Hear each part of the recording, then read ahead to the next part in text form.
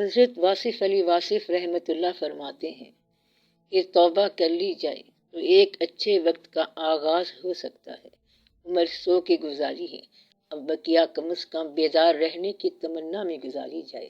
کہتے ہیں کہ اگر صرف باوضو ہو کر انسان سو رہے تو نیند کا عرصہ بھی عبادت گنا جائے گا۔ اس کی تلاش میں پہلا قدم ہی آخری قدم ہے۔ کعبے کا ایک نام انسان کی پیشانی بھی ہے اور خدا کا ایک نام عاجز مسکین کا آنسو بھی ہے۔ بے بس کی آنکھ سے ٹپکنے والا آنسو کتنی عبادتوں سے فوقیت لے جاتا ہے۔ اپنا خدا اپنی ایمانداری سے آپ حاصل کرو، اپنے مالک کو اپنی صداقت سے اپنے دل میں پاؤ۔ اس نے کہہ دیا ہے کہ میں تمہاری سانسوں میں ہوں، تم جہاں ہو میں وہاں ہوں۔ اپنے آئینے میں جھانکو، یعنی اپنے دل میں جھانکو، میں وہاں ہوں گا۔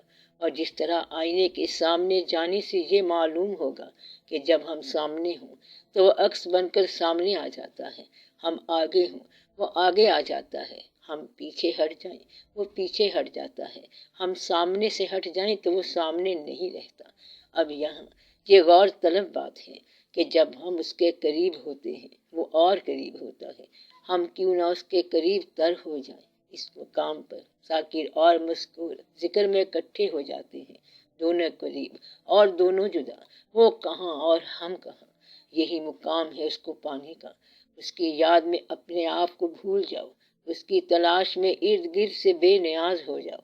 اس کے حصول کی راہ میں کسی دشواری کو دشوار نہ کھو۔ وہ دور ہے لیکن وہ بڑا قریب ہے، بس ایسے ہی جیسے سورج جو بہت دور ہے لیکن دھوپ ہمارے بہت قریب ہے۔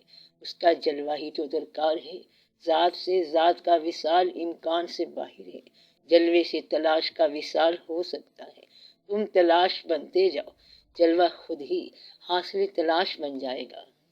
اہمیت دولت اور حکومت میں نہیں، اہمیت ذات پات میں نہیں، اہمیت انگلش اور اردو تعلیم میں نہیں، اہمیت قبیلوں اور شاخوں میں نہیں، اہمیت رنگ اور روپ میں نہیں، کالے گورے میں نہیں، اہمیت صرف اور صرف پرہیزگاری میں ہے۔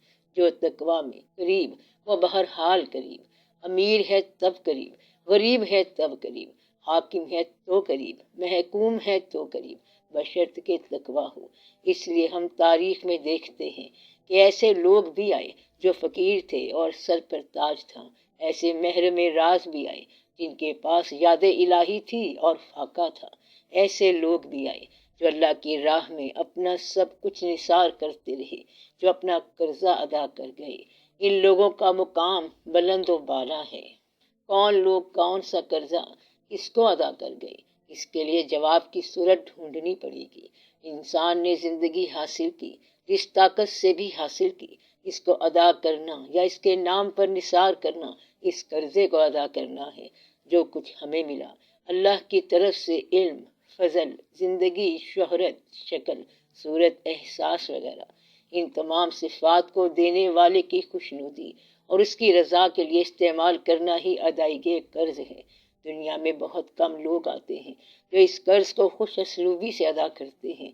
جو نعمتوں کو منعم کے نام پر قربان کر کے جاتے ہیں وہ جانتے ہیں کہ حق ادا کرنے کا طریقہ سوائے اس کے کیا ہے کہ جان دینے والے پر نثار کی جائے، مال دینے والے کی راہ میں خرچ کیا جائے، بس دینے والے کو خوشی کے ساتھ بلکہ بنا سنوار کے، پال پوس کے، جیسے قربانی کا بکرا پالا جاتا ہے، لوٹا دیا جائے، اور اس فرض کو ادا کرنے کے بعد شکر ادا کیا جائے کہ ہم نے قرضہ ادا کر دیا، ہم نادہندہ نہیں ہیں۔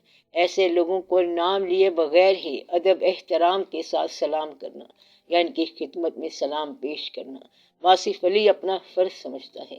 ان کا نام لینے کے لیے بھی زبان کو مصفا کرنا پڑے گا۔ خدا ہمیں اس قابل بنائے کہ ہم اپنا قرض ادا کریں اور ادا کرنے والوں کو سلام پیش کریں۔